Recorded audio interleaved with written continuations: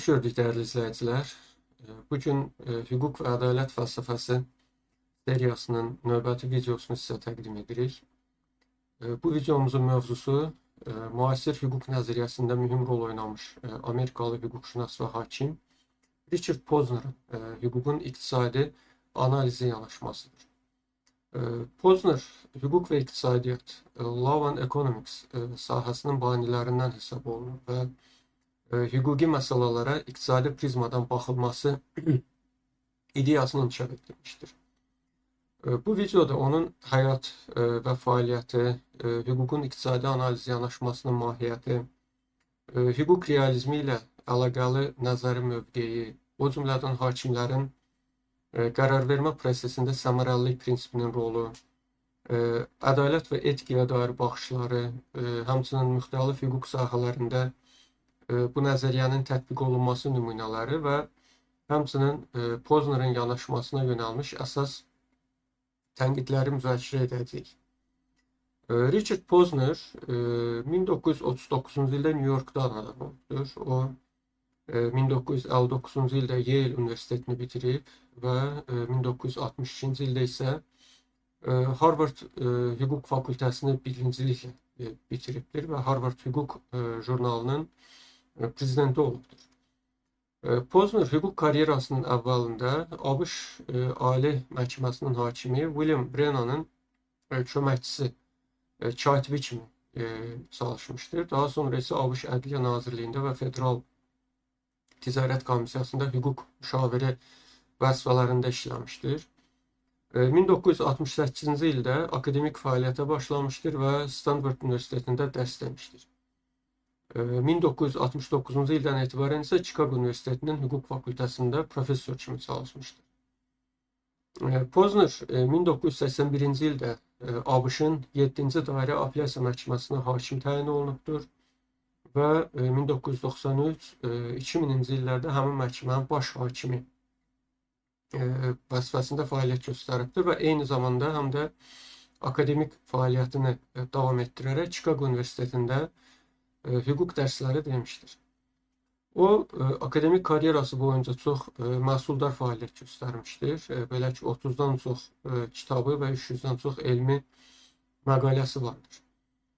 Hüquq sahəsində onun əsas əsərlərindən biri hüququn iqtisadi analizi, Economic Analysis of Law kitabıdır ki, bu kitab hüquq təhsili alanlar üçün iqtisadi yanaşma üzrə əsas dərsliklərdən biri hesab olunur. Həmçinin ədalətin iqtisadiyyatı, The Economics of Justice kimi işlərində hüquq normalarının ədalət və səmərəlilik baxımından analizini təqdim etmişdir. Posner həm hüquq professoru, eyni zamanda həm də hakim kimi işləməklə nəzəri biliklə təcrübəni birləşdirmişdir. Onun təşəbbüsü ilə 1970-ci illərdə hüquq və iqtisadiyyat istiqamətində xüsusi jurnal Journal of Legal Studies təsis edilmişdir və bütün bu fəaliyyətləri sahəsində Posner müasir dövrün ən nüfuzlu hüquqşünaslarından biri kimi tanınır. Həmçinin o ABŞ-da ən çox istinad olunan hüquq alimlərindən biridir. Hüququn iqtisadi analizi, hüquq normalarına və məhkəmə qərarlarına iqtisadi nəzəriyyə və metodlarla yanaşma deməkdir. Bu yanaşmanın əsas məqsədi hüquqi qərarların və qaydaların səmərəliliyini, yəni cəmiyyət üçün iqtisadi baxımdan nə dərəcədə faydalı olduğunu müəyyən etməkdir. İqtisad elminin prinsipləri tətbiq olunmaqla qanunların insanların davranışlarına təsiri, resursların bölgüsü və rifaha, yəni ümumi faydaya təsiri təhlil olunur. Richard Posner 1970-ci illərdən etibarən hüququn iqtisadi analiz istiqamətini formalaşdıranlardan biri olmuşdur. O, bu yanaşmanın nəzəri təməli 1960-cı illərdə İtaliya əsıllı hüquqşünas Guido Calabresi və məşhur Coase teoreminin müəllifi olan iqtisadçı Ronald Coase kimi alimlərin işlərində qoyulsa da, onun ən geniş sistemləşdirilməsi məhz Poznerin əsərlərində həyata keçirilmişdir. O iddia edirdi ki, ümumilikdə məhkəmələrin, xüsusilə də Anglo-Sakson sisteminin inkişaf etdirdiyi hüquq normaları iqtisadi səmərəliliyə xidmət edir. Başqa sözlə desək, məhkəmə qərarları sanki cəmiyyətin ümumi iqtisadi rifahını artırmağa yönəlmiş kimidir. Poznerin fikrincə, əgər hüquq normaları resursların daha səmərəli istifadəsinə imkan verirsə, bu normalar cəmiyyət üçün daha məqsədə uyğundur. Məsələn, bir qanun və ya qərar nəticəsində xərclər azalır və ya faydalar artırsa, həmin hüquq norması səmərəli hesab oluna bilər. Pozner bu baxışlarını elmi işlərində əsaslandırmışdır və göstərmişdir ki, müxtəlif hüquq sahələrində mövcud olan qaydalar çox vaxt iqtisadi məntiqlə izah oluna bilər. O, hətta irəli sürmüşdür ki, hakimlər bəzən qəsdən və ya qeyri-ixtiyari olaraq qərarlarında iqtisadi arqumentlərdən istifadə edirlər və nəticədə qanunlar sərvətin maksimallaşdırılması, yəni cəmiyyətdə ümumi sərvətin artırılması məqsədinə uyğun formalaşır.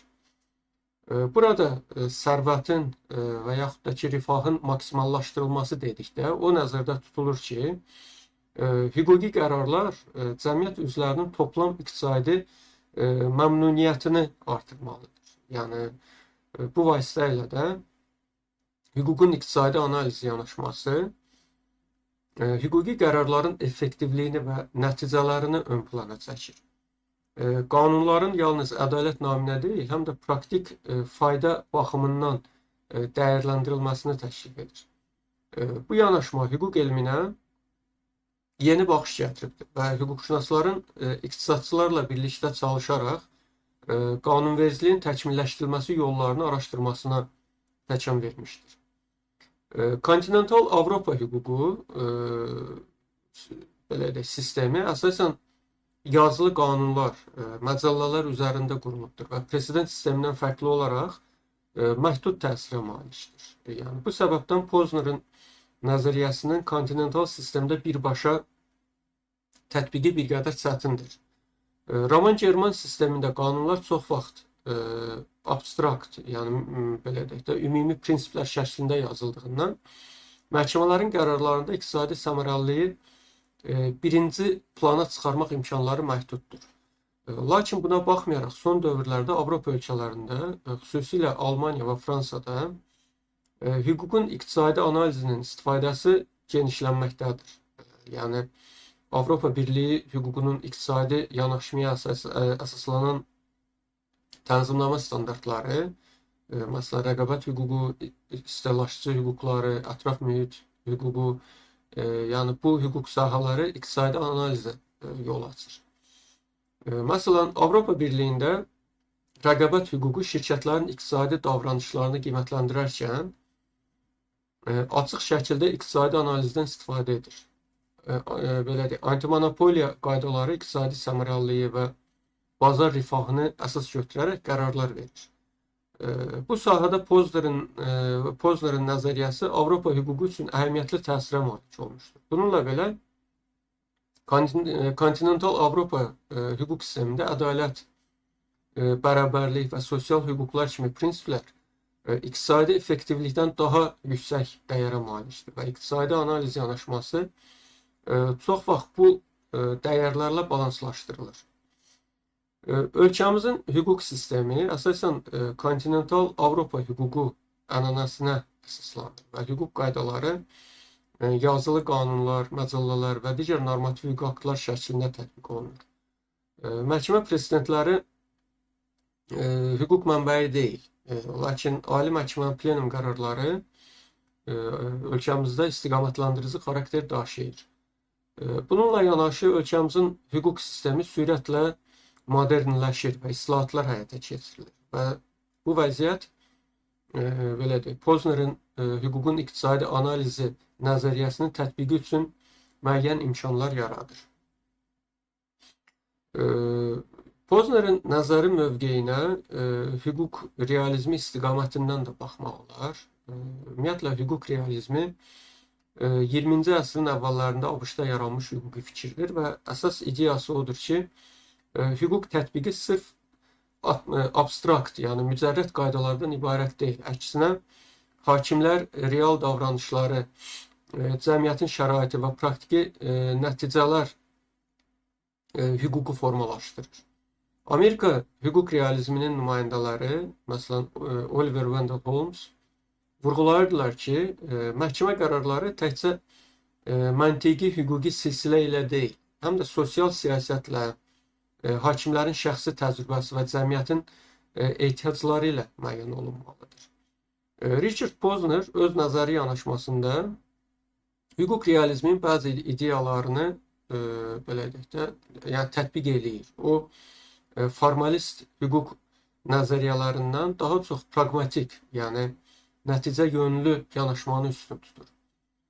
Posner hesab edir ki, hüquq nəzəriyyəsi və məhkəmə hakimliyi üçün ən yaxşı yanaşma müzərrət prinsiplərə kör-körənə bağlanmaq deyil, reallığı və nəticələri nəzərə almaqdır. Məhz bu baxımdan o özünü legal pragmatist adlandırır və qərarların əslində cəmiyyət üçün necə işləyəcəyinə diqqət edir.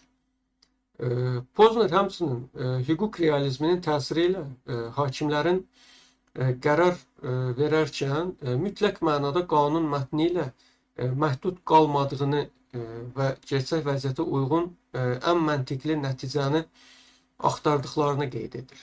Bununla belə Posner klassik hüquq realizmindən tamamilə eyni mövqedə deyil. O, nə tam sərt formalizmə, nə də tam nisbi belə deyək, realizmə qapılmadan ortaq bir yol tutmağa çalışır.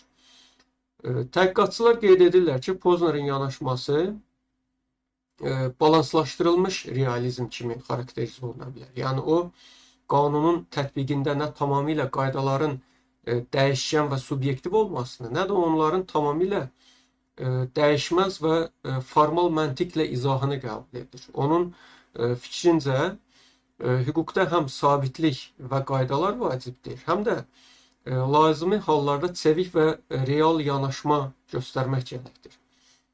Beləliklə, Posnerin nəzəri mövqeyi pragmatik realizmə əsaslanır. Qanunvericilik və məhkəmə cəmiyyətin praktik tələblərinə uyğun olmalıdır. Hüquqşünaslar isə hüquqi problemləri həll edərkən nəticələri və səmərəliliyi gözdən qaçırmamalıdırlar. Bu hüquq nəzəriyyəsində mühafizəkar formalizm və utopik idealizmdən fərqli olaraq daha praktik və empirik əsaslı bir yanaşmadır bu nəzəriyyə. Qeyd etdiyimiz kimi, Richard Posnerin nəzəriyyəsində mərkəzi yerlərdən birini səmərəli anlayışı. O hesab edir ki, hakimlər qərar verərkən, hüquqi mübahisələrə baxarkən qərarların səmərəliliyini, yəni resursların cəmiyyət üçün maksimum fayda əldə etmə dərəcəsini nəzərə almalıdırlar. Posnerin fikrincə xüsusilə president hüquqi sistemində fəaliyyət göstərən hakimlər müxtəlif variantlar arasında seçim edərkən cəmiyyət üçün daha çox fayda verəcək qərarı seçməyə meyilli olmalıdırlar. Yəni, bu o deməkdir ki, hakim qərar çıxararkən təkcə qanunun mətninə və ya ənənəvi presidentlərə deyil, eyni zamanda həmin qərarın nəticələrinin effektivliyinə də diqqət yetirməlidir. Məsələn, əgər bir mülki işdə qərarın bir variantı sosial xərcləri azaldırsa və resursların israfının qarşısını alırsa, Posnerin baxışına görə həmin variant üstün tutulmalıdır. Səmərəlilik meyarı hakimə köməkçi bir prinsip kimi çıxış eləyir. Yəni, qərarların cəmiyyətin ümumi rifahına təsirini dəyərləndirməyə imkan verir. Qeyd etmək lazımdır ki, Posner burada səmərəlilik deyəndə adətən iqtisadi səmərəliliyi nəzərdə tutur. Bu isə daha çox Pareto effektivliyi və Kaldor-Hicks səmərəliliyi kimi iqtisadi anlayışlara dayanır. Bu anlayışların izahı üçün videonun şərh bölməsinə baxa bilərsiniz. Yəni bunlar elə qərarlardır ki, heç kimə zərər vermədən bir çoxlarına fayda verir və ya zərər çəkənlərə adekvat təzminat verməklə ümumi rifahı artırır.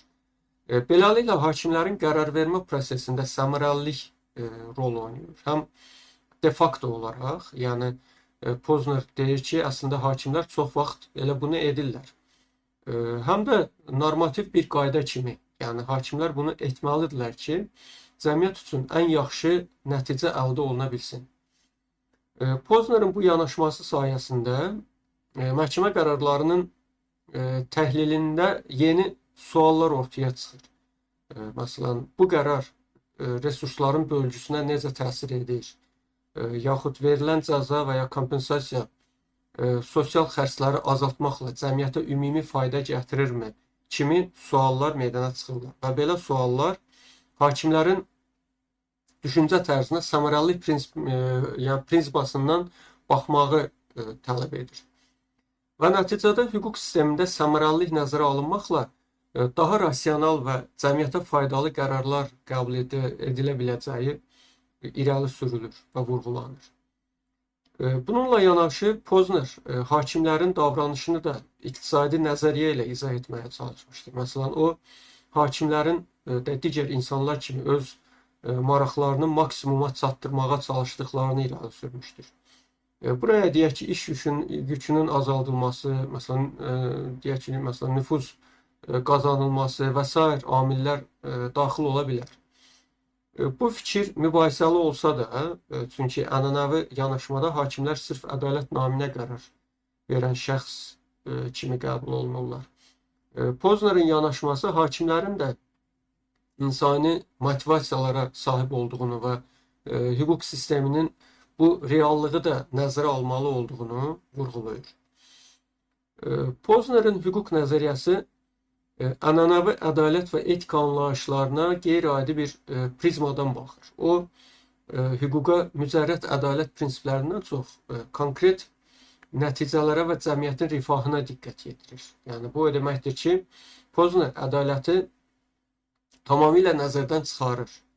Lakin o hesab edir ki, ədalət özü də çox zaman səmərəliliklə uzlaşa bilər. Pozner sərvətin maksimumlaşdırılması ideyasını hüquq üçün bir növ etik meyar kimi irəli sürür. Yəni, qərarlar elə olmalıdır ki, cəmiyyətdə ümumi sərvəti artırsın. Və bu baxımdan ədalət mümkün olduğu hallarda ən çox insanın faydasını təmin edən qərar vermə kimi başa düşülür. Yəni, ədalət və səmərəlilik bunlar bir-birini tamamlayan anlayışlardır Poznerin yanaşmasına görə. Və onun fikrincə bir çox hallarda ədalətli qərar eyni zamanda iqtisadi cəhətdən səmərəli qərarlardır. Çünki cəmiyyətin resursları israf olunmur və insanlar ümumən daha yaxşı vəziyyətdə qalırlar. Lakin Pozner ənənəvi etik nəzəriyyələrə, xüsusilə də deontoloji, yəni vəzifə etikası nəzəriyyələrinə və ya təbii hüquq kimi konsepsiyalara skeptik yanaşır. O, hüquqda abstrakt etik mülahizələrin, məsələn, mütləq ədalət nəyi tələb edir kimi sualların praktik qərar vermədə faydalı olmadığı qənaətindədir. Bunun əvəzinə Pozner daha çox utilitar yanaşmaya meyillidir. Yəni, əxlaqi dəyərləri nəticələr prizmasından dəyərləndirir. O, əxlaq və hüquq nəzəriyyəsinin problemləri, The Problematics of Moral and Legal Theory əsərində iddia edir ki, mücərrəd fəlsəfi etikadan çox empirik və praktik yanaşmalar hüquq üçün yararlıdır. Pozner hüquqşünasları soyuq başla düşünməyə çağırır. Yəni, emosional və ideoloji mülahizələrdən daha çox rasional təhlilə və faktlara əsaslanan qərarlar verməyə çağırır. Bununla belə, onun ədalətə yanaşması tənqidsiz qalmamışdır. Tənqidçilər qeyd edirlər ki, təkcə səmərəliliyə fokuslanmaq bəzən hüquq sistemində mərhəmət, bərabərlik, hüquqlar kimi vacib etik dəyərləri kölgədə qoya bilər.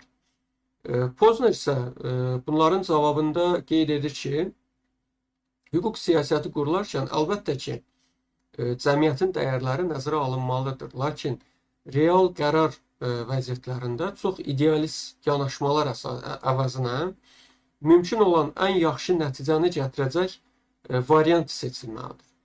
Ümumiyyətlə, Poznerin ədalət və etikaya yanaşması pragmatikdir. Yəni, bir qərarın etik dəyəri onun nəticələrinin cəmiyyətə gətirdiyi fayda ilə ölçülür. Poznerin iqtisadi yanaşmasının müxtəlif hüquq sahələrində necə tətbiq oluna biləcəyini bəzi nümunələrlə araşdıraq. Məsələn, mülkiyyət hüququ sahəsində, əmlak və mülkiyyət hüququ sahəsində iqtisadi analiz göstərir ki, mülkiyyət hüquqlarının düzgün müəyyən olunması resursların effektiv bölüşdürülməsinə şərait yaradır. Məsələn, bir fermerin tarlasına qonşu maldarlıq təsərrüfatından zərər dəyirsə, məsələn, heyvanlar məhsulu tapdalayırsa, hüquq qaydası zərərin qarşısını alma öhdəliyini ya fermerin, ya da maldarın üzərinə qoya bilər. İqtisadi nöqteyi nəzərdən optimal hal odur ki, zərərin qarşısını ən ucuz başa gələn tərəf almalıdır. Əgər maldar üçün heyvanlarını nəzarətdə saxlamaq, məsələn, hasar çəkmək xərci daha azdırsa, qanun onu buna məcbur etməlidir. Yox, əgər əksinə fermer üçün öz tarlasını qorumaq, yəni çəpər qurmaq daha ucuzdursa, o halda məsuliyyət fermerin üzərində qoyulmalıdır. İdealda tərəflər arasında sərbəst danışıqlar aparıb qarşılıqlı faydalı razılıq əldə oluna bilər. İqtisadçı Ronald Coase bunu Coase teoremi ilə izah etmişdir. Yəni, bu teoremə görə əgər mülkiyyət hüquqları aydın müəyyən olunubdursa və tərəflər arasında transaksiya xərcləri çox aşağıdırsa, tərəflər hüquqi qərarlardan asılı olmayan resurslardan ən səmərəli istifadəyə nail ola bilərlər. Lakin real həyatda danışıqlar həmişə mümkün olmadığından məhkəmələr elə qərar verməlidir ki, cəmiyyət üzrə ziyanın cəmi minimum olsun. Bu yanaşma əmlak hüququnda, məsələn, torpaq mülkiyyəti və ekoloji hüquq mübahisələrində tətbiq olunur. Delikt hüququnda, mülki hüquqda zərər vurma hallarına dair qanunvericilikdən söhbət gedir. Bu delikt hüququnda məqsəd zərər çəkmişə dəyən ziyanı ödəməklə yanaşı potensial ziyan verən davranışları da azaltmaqdır. İqtisadi analizə görə ehtiyatçılıq kimi hallarda hüquq qaydaları elə tənzimlənməlidir ki, ümumi sosial xərclər minimuma ensin. Məsələn, bir müəssisə təhlükəsizlik tədbirləri görməzsə, baş verə biləcək qəzaların cəmiyyətə vuracağı ziyan nəzərə alınır. Və əgər bu ziyan ehtimalı tədbir görülməsi xərci ilə müqayisədə daha böyükdürsə, qanun həmin tədbirləri görməyi tələb edir. Bu yanaşma məşhur Hunt formulu, hakim Leonard Hunt tərəfindən təklif olunan formuldur. Bu formul ilə izah oluna bilər. Əgər qəzanın gözlənilən zərəri onun qarşısını alma tədbirinin dəyərindən yüksəkdirsə, bu zaman tədbir görülməlidir. Əks halda tədbirə ehtiyac yoxdur. Beləliklə, delikt hüququ iqtisadi analizdə insanların davranışını optimal səviyyədə diqqətli olmağa təşviq edən qaydalar sistemidir. Başqa bir misal tutaq ki, Bakı şəhərində yerləşən tikinti şirkəti yaşayış binalarının yaxınlığında inşaat işləri aparır və şirkətin ehtiyatsızlığı səbəbindən kranların düzgün quraşdırılmaması nəticəsində sakinlərin avtomobillərinə və yaşayış binalarına maddi ziyan dəyir. Bu ənənəvi yanaşmaya görə məhkəmə hər bir zərər çəkmiş şəxsə dəymiş zərərin əvəzinin ödənilməsi üçün onun məbləğini hesablayaraq tikinti şirkətindən həmin ziyan ödənilməsini tələb edəcəkdir. Yəni, bununla bağlı qərar qəbul edəcəkdir. Bu halda qərarın əsas məqsədi ədaləti təmin etməkdir. Bu ənənəvi yanaşmadır. Poznerin yanaşmasına görə isə Məhkəmə qərar verərkən şirkətin əvvəlcədən təhlükəsizlik tədbirlərini xərcləyəcəyi məbləği, məsələn, kranların təhlükəsiz quraşdırılması xərcləri, yəni təsəvvür edək ki, 5000 manatdır. Və hadisədən sonra vurulan ümumi zərərin, yəni avtomobillərə və binalara dəymiş ümumi ziyanın məbləğini hesablayır. Məsələn, təsəvvür edək ki, bu da 30.000 manatdır. Və bunların müqayisəsini aparır. Və bu halda açıq-aydın görünür ki, şirkətin əvvəlcədən təhlükəsizlik tədbirlərinə sərf edəcəyi xərc qəza nəticəsində yaranmış ziyandan xeyli azdır. Beləliklə, məhkəmə şirkət üzərində yalnız zərərin kompensasiyasını deyil, həm də təhlükəsizlik tədbirlərini görməyə məcbur edəcək öhdəlik qoyacaqdır. Əks halda belə bir öhdəliyə zərurət yoxdur. Yəni, əgər təhlükəsizlik tədbirlərinin belə deyək, təhlükəsizlik tədbirlərinin görülməsi xərcləri əgər vurulan ziyandan xeyli artıqdırsa, belə olduğu təqdirdə həmin tədbirlərin görülməsi nə zərurət yoxdur. Bu Poznerin yanaşmasıdır. Və nəticədə belə qərarlar şirkətləri daha yüksək ehtiyat tədbirləri görməyə təşviq edir. Yəni, bu isə cəmiyyət üçün ümumi sosial xərcləri azaldır. Müqavilələr sahəsində Poznerin yanaşması belədir ki, burada səmərəli pozuntu, efficient breach adlanan konsepsiya da ifadə olunur. Yəni, bu konsepsiyaya görə əgər müqaviləni pozmaq iqtisadi baxımdan daha faydalıdırsa və bu fayda müqavilə tərəfinin itkisindən və ödədiyi kompensasiyadan daha böyükdürsə, onda belə pozuntu cəmiyyət üçün ümumi olaraq müsbət nəticə verə bilər. Məsələn, təsəvvür edin ki, Gəncə şəhərində meyvə istehsalçısı olan fermer Bakıdakı marketlər şəbəkəsi ilə müqavilə bağlayaraq hər kiloqram almanı 1 manatdan satmağa razılaşıbdır. Ancaq məhsul yığımından sonra Rusiya bazarlarında hər kiloqrama görə 2 manatlıq demək təklif alır.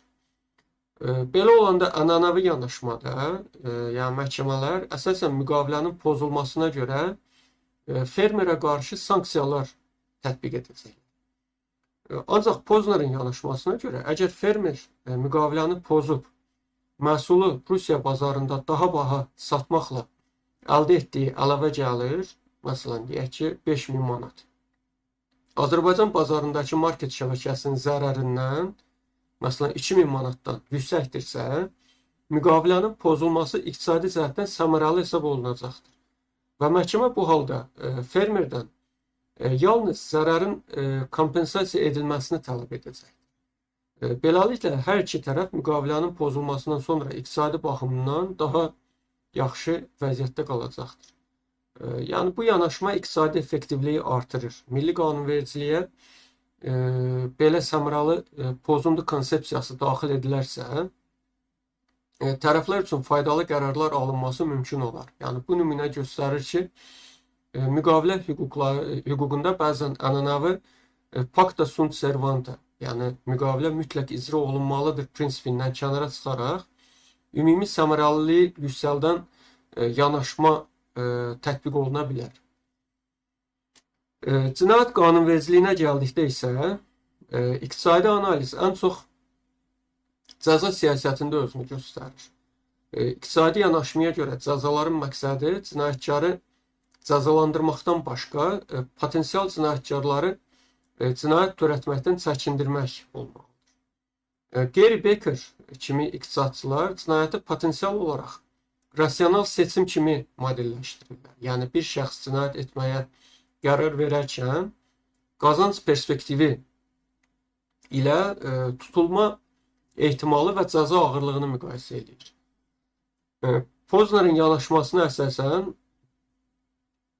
cəza qanunları elə qurulmalıdır ki, bu hesablamada cinayətin qazancı cəzanın riskinə dəyməsin. Yəni, cəzalar kifayət qədər ağır və qaçılmaz olmalıdır ki, cinayət iqtisadi baxımdan sərfəli olmasın. Məsələn, əgər oğurluqdan əldə ediləcək fayda 100 manatdırsa, amma tutulma ehtimalı yüksəkdir və cəza 5 il azadlıqdan məhrum etmədirsə, rasional şəxs bu cinayətdən çəkinəcəkdir. Məsələn, Bakı şəhərində cibgirlik cinayətkarları, məsələn, cinayətləri tez-tez baş verir.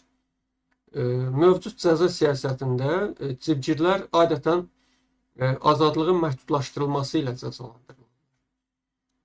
Ənənəvi yanaşma hüquq pozuntusuna qarşı sadəcə cəzalandırıcıdır. Yəni cəza ağırlığı cinayətlərin qarşısını almağa yetərli olmadıqda cinayətlərin təkrarlanma ehtimalı artır.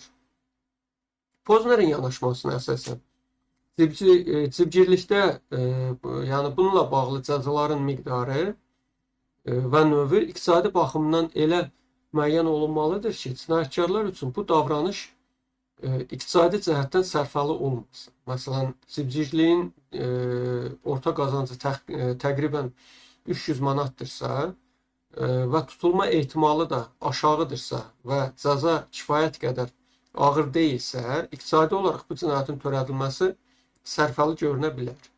Yəni, bu halda cərimələr və ya digər iqtisadi cəzalar elə müəyyən olunmalıdır ki, cinayətkar potensial qazancını nəzərə alanda risklər, yəni yaxalanma ehtimalı və məsələn, cərimənin miqdarı ona iqtisadi olaraq sərf eləməsin. Məsələn, cibgirlik üçün yüksək cərimə məbləği müəyyən etmək və yaxalanma ehtimalını artırmaqla potensial cinayətkarlar üçün bu fəaliyyəti iqtisadi baxımdan mənasız etmək olar. Bu siyasət cinayətlərin qarşısını iqtisadi effektiv yolla ala bilər və məhkəmə hüquq sistemində əlavə xərcləri, məsələn, cəza çəkmə müəssisəsi xərclərini azalda bilər.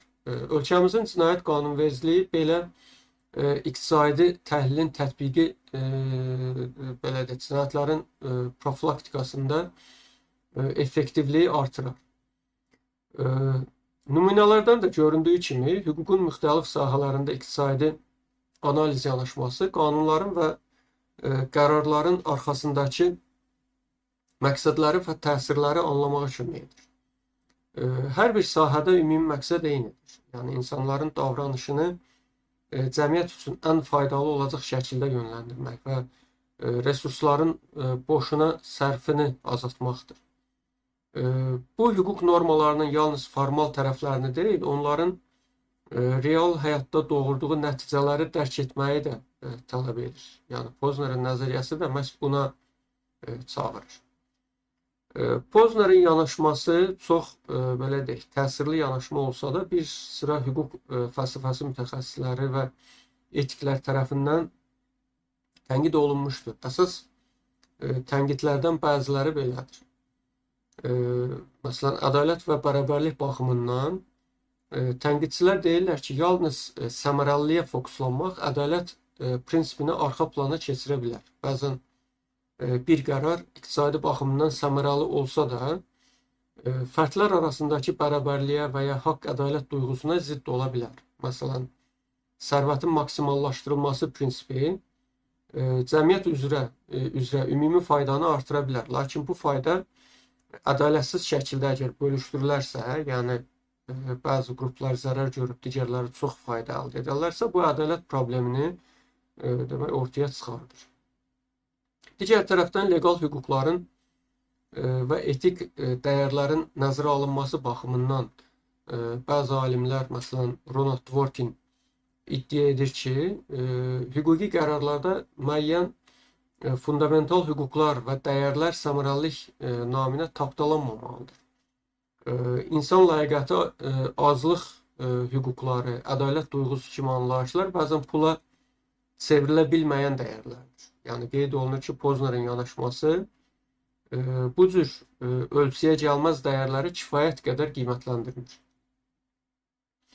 Hüququn iqtisadi analizi hər şeyi pul və fayda terminləri ilə dəyərləndirdiyi üçün əxlaq, vicdan, mədəni irs kimi iqtisadi ölçüyə gəlməyən dəyərlər nəzərdən qaçırıla bilir. Məsələn, bir tarixi abidənin qorunması iqtisadi cəhətdən səmərəsiz görünə bilər.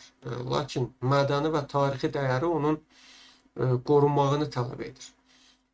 Klassik iqtisadi yanaşma bu incə məqamları nəzərə almaqda bir qədər çətinlik çəkə bilər. və insan davranışlarının rasional olmaması nöqteyi nəzərindən iqtisadi analiz adətən fərdlərin rasional davrandığını, yəni faydalarını belə deyək də, insanların öz faydalarını maksimumlaşdırmağı nəzərdə tutur. Halbuki davranış iqtisadiyyatı, behavioral economics sahəsində bu haqda videonun şərhində daha geniş izah verilibdir. Təhqiqatlar insanların tez-tez məntiqə uyğun olmayan emosional və yaxud da ki, idrak qərəzlərinə əsaslanan qərarlar verdiyini göstərir. Yəni, bu o deməkdir ki, sırf iqtisadi modellərə güvənib qanunları tərtib etmək bəzən gözlənilməz nəticələrə yol aça bilər. Məsələn, bir qanun nəzəriyyəyə görə insanları cəzadan çəkindirməlidir. Lakin insanlar riskləri düzgün dəyərləndirməyə bilər, yaxud da ki, qısa müddətli əgər düşünürlərsə, həmin qanun effektiv olmaya bilər. Buna görə də tənqidçilər vurğulayırlar ki, hüquq siyasətində insan davranışının real xüsusiyyətləri nəzərə alınmalıdır. Başqa bir tənqid də hakimlərin rolu və məlumatlığı baxımındandır. Hakimlər iqtisadçı deyillər və hər zaman qərarlarının bütün iqtisadçı təsirlərini hesablaya bilməzlər. Yəni, hakimlərin əsas işi hüquqi prinsipləri tətbiq etməkdir. Yəni, iqtisadi optimallaşdırma onların vəzifəsi deyil. Və bundan əlavə, hakimlər həm də cəmiyyətin bütün maraqlarını ölçmək üçün yetərli məlumat bazasına da sahib deyillər. Həmçinin sui-istifadə ehtimalı baxımından da bu nəzəriyyə tənqid olunur. Yəni, bəziləri hesab edir ki, yalnız səmərəliliyə əsaslanmaq bəzən güclülərin xeyrinə sui-istifadəyə yol aça bilər. Əgər qanunlar yalnız ümumi rifah baxımından dəyərləndirilərlərsə, cəmiyyətin zəif təbəqələrinin haqları tapdalana bilər. Və bu hal ümumi yaxşılıq adı altında əsaslandırıla bilər. Bu da hüququn müdafiə etməli olduğu belə deyək, fərdi hüquq və azadlıqlara zidd olacaqdır.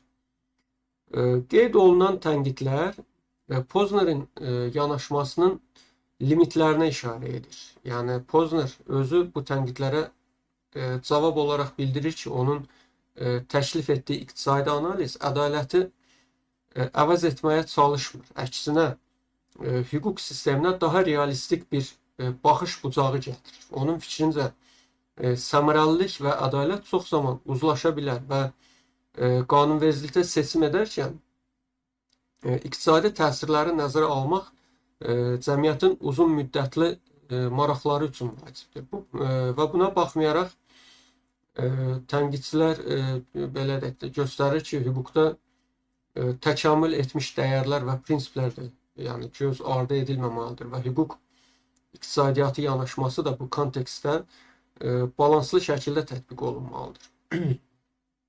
Richard Poznerin hüququn iqtisadi analizi nəzəriyyəsi ilə digər məşhur hüquq nəzəriyyələrinin, məsələn, John Rawls'un ədalət nəzəriyyəsi, Ronald Dworkin'in hüquq nəzəriyyəsi, yəni hər iki müəllif haqqında biz daha əvvəlki videolarda daha geniş məlumat vermişik və o cümlədən həm də feminist hüquq nəzəriyyələri ilə belə deyək, yəni müqayisə oluna bilər. İndi hal-hazırda bunların hər üçünü ayrı-ayrılıqda müqayisəli şəkildə təhlil edək. Rawls'un nəzəriyyəsi ilə Poznerin nəzəriyyəsinin biz yəni müqayisə edərkən burada əsas demək iqtisadi səmərəlilik ilə sosial ədalət anlayışları bir-biri ilə qarşılıqlı belə deyək də qarşı-qarşı dayanacaqdır. Rawls'un nəzəriyyəsinin əsas ideyası belədir ki, ədalət hamı üçün bərabər imkanlar yaratmaq və cəmiyyətin ən zəif təbəqələrini qorumaq prinsipinə əsaslanmalıdır.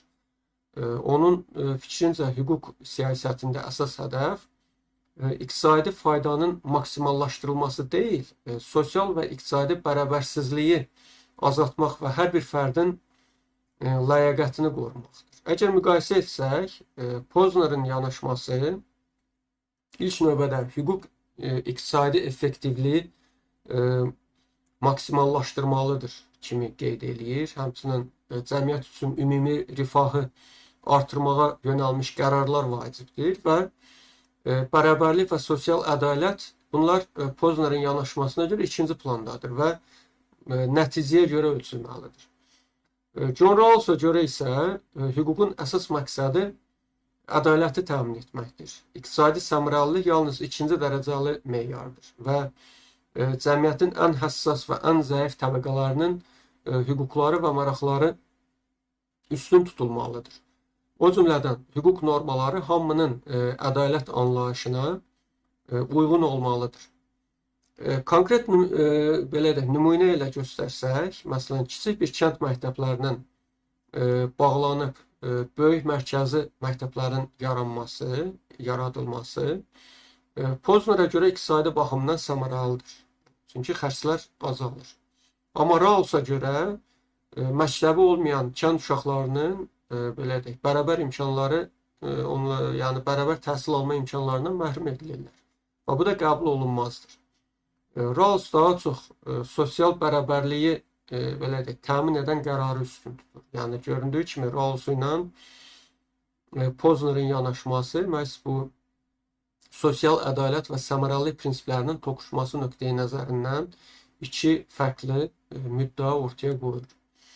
O cümlədən biz Poznerin yanaşmasını Dworkinin nəzəriyyəsi ilə də müqayisə edə bilərik. Məhz bu halda yenə də iqtisadi effektivlik hüququn prinsipləri ilə toqquşacaqdır.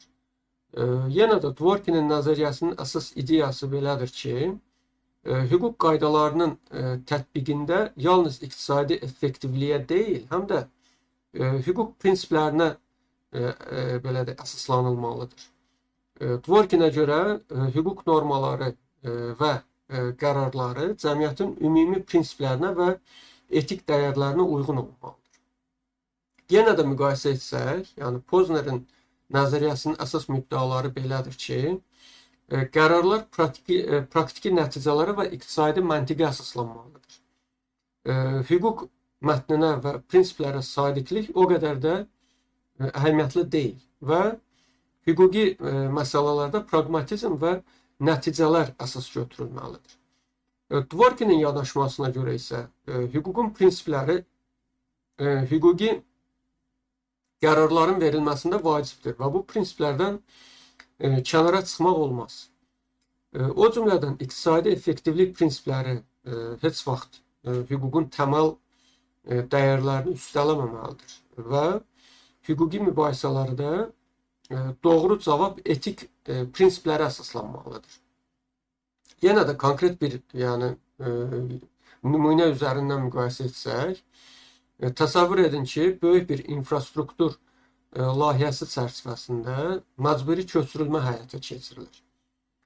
Poznerə görə layihənin iqtisadi effektivliyi məcburi köçürülməni haqlı eləyə bilər. Yəni bunun haqlı hesab olunması üçün əsasdır onun iqtisadi səmərəliliyi. Lakin Dworkin üçün, Dworkinin yanaşmasına görə insanların yaşayış yeri seçimi hüququn əsas prinsipidir və iqtisadi səmərəlilik bu prinsipdən üstün tutula bilməz. Yəni göründüyü kimi Dworkin ilə Poznerin yanaşması arasında məhz hüququn prinsiplərinin tətbiqi ilə iqtisadi səmərəlilik belə deyək də meyarları bir-biri ilə toqquşur və bunların arasında hansının daha üstün hesab oluna biləcəyi məsələsi, yəni mübahisəsi daha doğrusu ortaya çıxır. O cümlədən Pozner ilə feminist nəzəriyyələri yanaşmaları da çox maraqlıdır. Yəni bunlar arasındakı qarşılıqlı fərqlər. Belə ki, bu zaman iqtisadi yanaşma ilə gender bərabərliyi arasında bir belə deyək də toqquşma meydana gəlir. Feminist nəzəriyyələrin əsas ideyası belədir ki, yəni hüququn qadınlara qarşı ayrı-seçkilik edən aspektləri üzə çıxarılaraq gender bərabərliyi və ədalət prinsiplərinə əsaslanılaraq həll olunmalıdır və hüquq sistemi də bunun əsasında formalaşdırılmalıdır. Yəni gender bərabərliyi siyasəti əsasında. Yenə də müqayisə etsək, yəni Poznerə görə hüquqi qərarlar gender bərabərliyinə görə deyil, daha çox iqtisadi fayda və səmərəliliyə əsaslanmalıdır. Hüququn iqtisadi analizində gender və yaxud da ki, digər sosial kateqoriyalar ikinci planda dayanır və hüquq siyasətində fərdi hüquqlardan daha çox ümumi rifah əsas götürülməlidir. Feminist nəzəriyyələr isə qeyd edirlər ki, hüquq siyasəti gender bərabərliyi, qadın hüquqları və sosial ədalət kimi prinsiplərə əsaslanmalıdır. O cümlədən qanunlar və məhkəmə qərarları cinsiyyət bərabərliyini təmin etməlidir və qadınların hüquqi baxımından belə də gücləndirilməsini təmin etməlidir. Və hüquqi analizdə belə də iqtisadi effektivlikdən əlavə sosial ədalət və gender bərabərliyi təmin olunmalıdır. Yenə də konkret bir nümunə üzərindən əgər təhlil etsək, təsəvvür edək ki, iş yerlərində qadınlara qarşı ayrı seçkilik halları mövcuddur və Poznerin yanaşmasına görə əgər bu iqtisadi faydanı artırırsa və yəni bunun iqtisadi nəticələri müsbətdirsə, belə olduğu təqdirdə bu qərar müsbət qiymətləndirilməlidir. Feminist yanaşma isə hüquqi qərarlarda ilk növbədə qadın hüquqlarını müdafiə edir. Belə deyək, yəni cinsiyyət ayrı seçkiliyinin olmamasını tələb edir və iqtisadi effektivlik isə yalnız ikinci dərəcəli meyar kimi hesab edir. Yəni qadınların əmək bazarında iştirakının artırılması məsələsi belə deyək, feminist nəzəriyyələr baxımından hüquqi məcburiyyət olmalıdır. Pozner yanaşmasında isə yalnız iqtisadi belə deyək, fayda meyarı ilə qiymətləndiriləcəkdir. Dolayısıyla feminist nəzəriyyələr ilə Poznerin iqtisadi nəzəriyyəsi arasındakı fərq yenə də gender bərabərliyi ilə iqtisadi səmərəlilik arasındakı qarşılıqlı belə deyək, balansın qorunmasına yönəlir. Beləliklə Richard Poznerin hüquq nəzəriyyəsi hüquq elmində iqtisadi düşüncənin əhəmiyyətini ön plana çəkərək qanunlara və məhkəmə qərarlarına fərqli prizmadan baxmağa imkan yaradır. Onun yanaşması sayəsində hüquqi mübahisələrin təhlilində səmərəlilik, iqtisadi nəticələr, cəmiyyətin ümumi rifahı kimi amillər diqqət mərkəzindədir. Poznerin fikirləri müasir hüquq düşüncəsində böyük təsir göstəribdir və hüquq və iqtisadiyyat arasında qarşılıqlı əlaqəni gücləndiribdir. Lakin eyni zamanda bu yanaşma üzərində ciddi elmi müzakirələr də aparılıbdır. Onun limitləri və təhlükələri barədə fikir ayrılıqları da mövcuddur. Ümumilikdə Poznerin hüququn iqtisadi analizi nəzəriyyəsi hüququ daha yaxşı anlamaq və effektiv etmək üçün dəyərli bir alət kimi görülə bilər. Lakin tətbiq olunması zamanı ədalət və etik dəyərlər və praktik reallıqlar arasında balans qorunmalıdır. Qeyd etmək lazımdır ki, hüququn iqtisadi analizi yanaşması təkcə ABŞ-da deyil, dünyanın bir çox ölkəsində hüquq islahatları və araşdırmalar zamanı tətbiq olunur və qanunların qəbulundan əvvəl onların iqtisadi təsirlərinin qiymətləndirilməsi bu yanaşmanın belə deyək, praktiki nümunəsidir. Sonda belə bir suala münasibət bildirməyinizi xahiş edirəm. Sizcə hakim qərar verərkən səmərəliliyi prioritet tutmalıdırmı? Ümumiyyətlə hüququn iqtisadi analizi yanaşması ölkəmizin qanunvericilik və məhkəmə təcrübəsində tətbiq oluna bilərmi? Cavablarınızı videonun şərhlər bölməsində yaza bilərsiniz. Poznerin hüququn iqtisadi analizi yanaşması ilə əlaqədar olan əsas məsələləri bu video daxilində qeyd elədik. Sonadək dinlədiyiniz üçün təşəkkür edirəm. Sağ olun.